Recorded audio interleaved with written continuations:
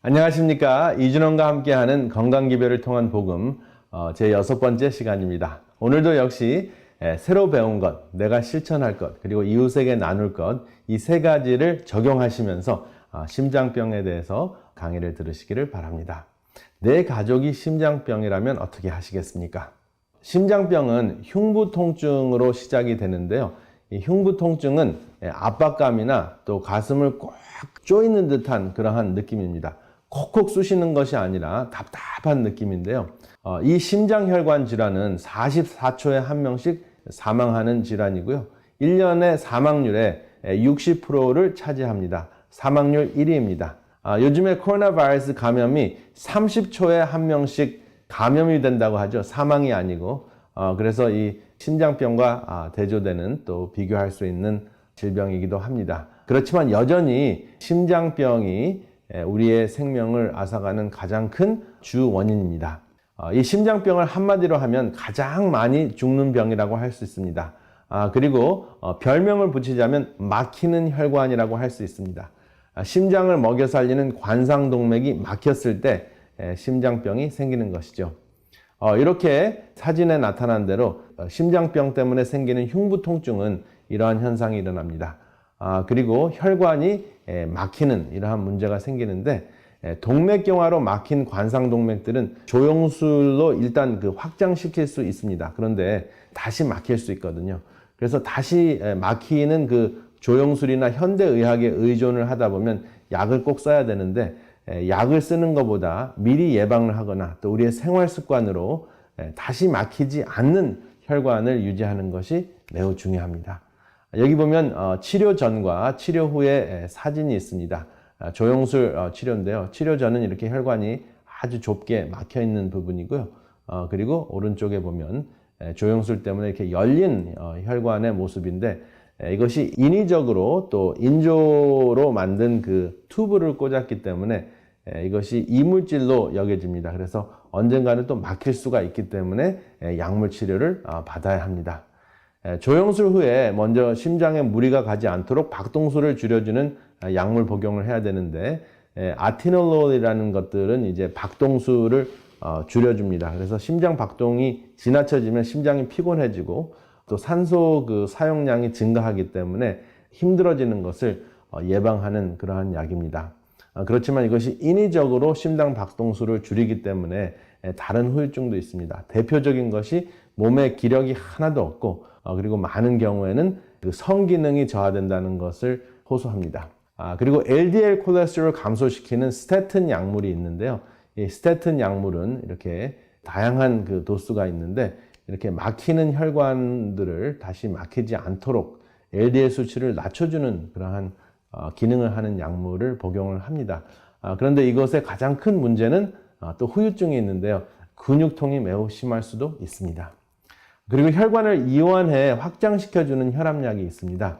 그 혈압약도 또 후유증이 있는데, 어떤 것은 기침을 하게 하고 또 어떤 것은 포타시움, 칼륨 수치를 증가시켜서 또 문제를 일으킬 수도 있습니다. 그래서 이 약으로 대처하는 혈관이나 또 심장병의 관리 방법은 역시 후유증을 피할 수가 없습니다. 그래서 후유증을 피할 수 없기 때문에 또 가장 큰 문제가 되는 것이 혈관 속에 생기는 딱지인데요. 그 딱지를 또 녹여주고 혈액을 묽게 해주는 약물을 또 복용을 해야 됩니다. 플라빅스라는 것이 있고 다양한 약물들이 있는데요. 엘리코스나 여러 가지 약들이 많이 나왔습니다. 근데 결론적으로는 급한 불은 끄는데 후유증 때문에 또 후유증을 위한 약을 또 복용을 해야 되고, 그래서 끝이 없는 그러한 악순환이 일어날 수밖에 없습니다. 그래서 내가 미리미리 알아서 혈관 속이 막히지 않도록, 혈액이 응고가 되지 않도록, 혈전이 생기지 않도록 혈액 속에 있는 염증을 미리 아는 것이 굉장히 중요한데요.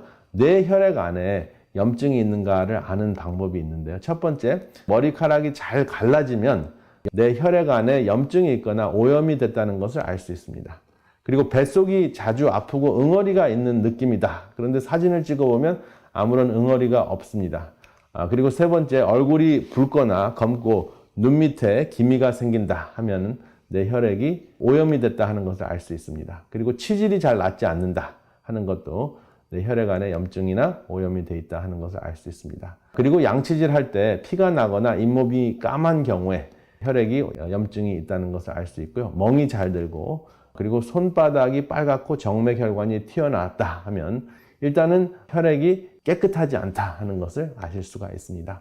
혈액을 응고시키는 대표적인 것이 콜레스테롤인데요. 여러분들이 혈액 검사를 하면 토탈 콜레스테롤이 있고 그 토탈 콜레스테롤은 HDL 더하기 LDL 더하기 중성지방을 5로 나눈 수치입니다.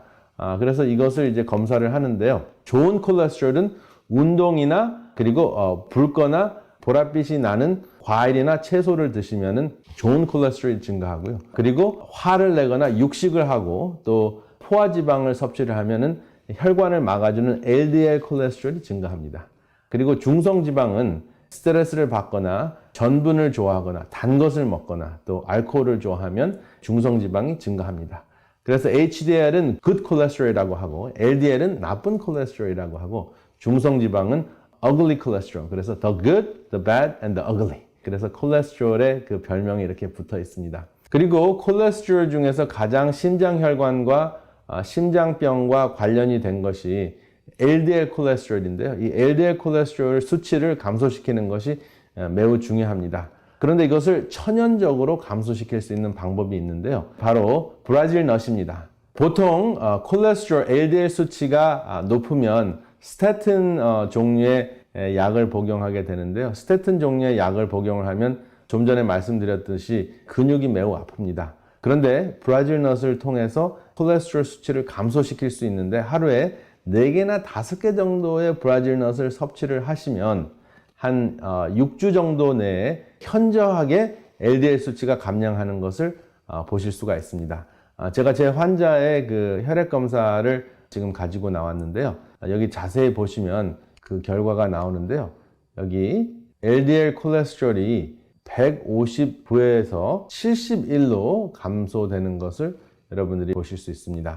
그래서 브라질 넛 20g이 한 5개 정도 되는데요.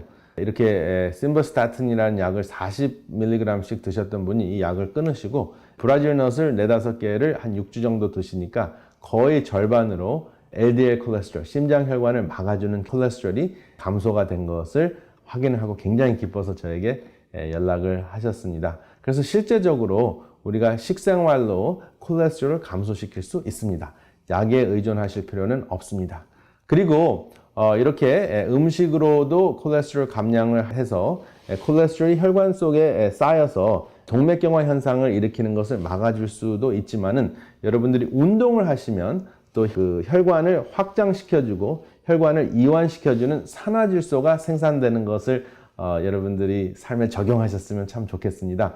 그래서 여러분 하루에 10,000보 정도 걸으시면 몸속에 천연적인 혈압력도 나오고 그리고 혈관을 이완시켜줘서 응고가 되거나 또 염증이 생기거나 또 염증이 생겨서 혈전으로 진행되는 것을 막아주는 것 꼭 기억하시기 바랍니다. 그래서 스트레스를 감소하고 운동을 하고 균형진 채식을 통해서 막혔던 심장혈관을 뚫을 수 있다 하는 것이 과학적으로 입증이 됐습니다.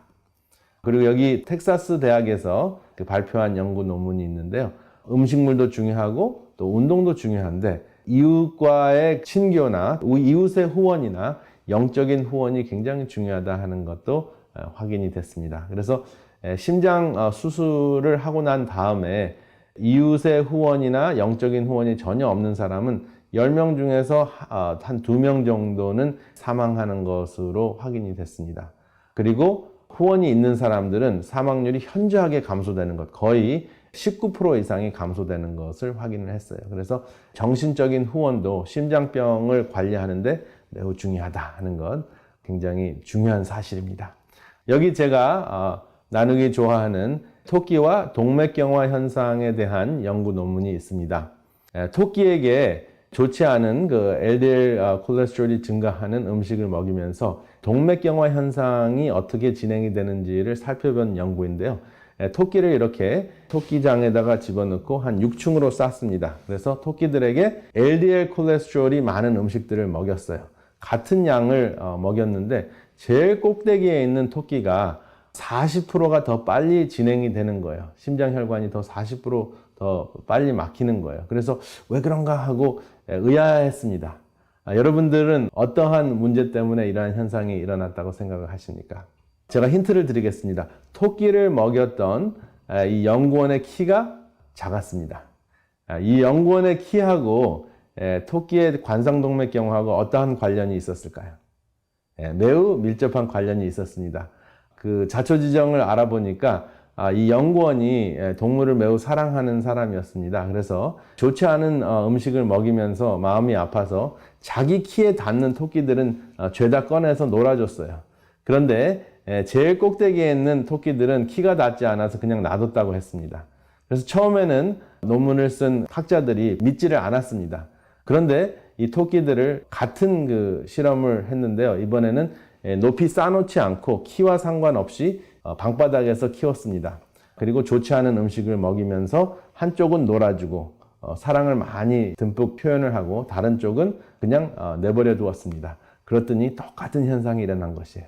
그래서 나쁜 음식을 먹으면서도 사랑을 받은 토끼는 동맥경화 현상이 진행이 되기는 했지만 40% 지연됐다는 것입니다. 그렇기 때문에 토끼도 사랑을 받으면 심장병을 지연시킬 수 있다 하는 것입니다.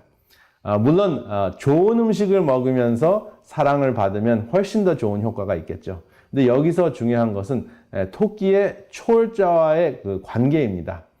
토끼의 초월자는 연구원이었죠. 그래서 연구원과 사랑하는 관계를 누리니까 토끼가 심장병이 잘 걸리지 않았다 하는 것입니다. 그렇다면 우리 인간도 우리를 창조하신 하나님과 사랑하는 관계를 누렸을 때 우리의 심장병은 어떻게 되겠습니까? 그래서 신앙생활이 심장병에도 매우 밀접한 관계가 있다 하는 것을 아실 수가 있습니다. 아무쪼록 이러한 것들을 나누시면서 여러분들의 심장을 건강하게 지키시기를 바랍니다. 감사합니다.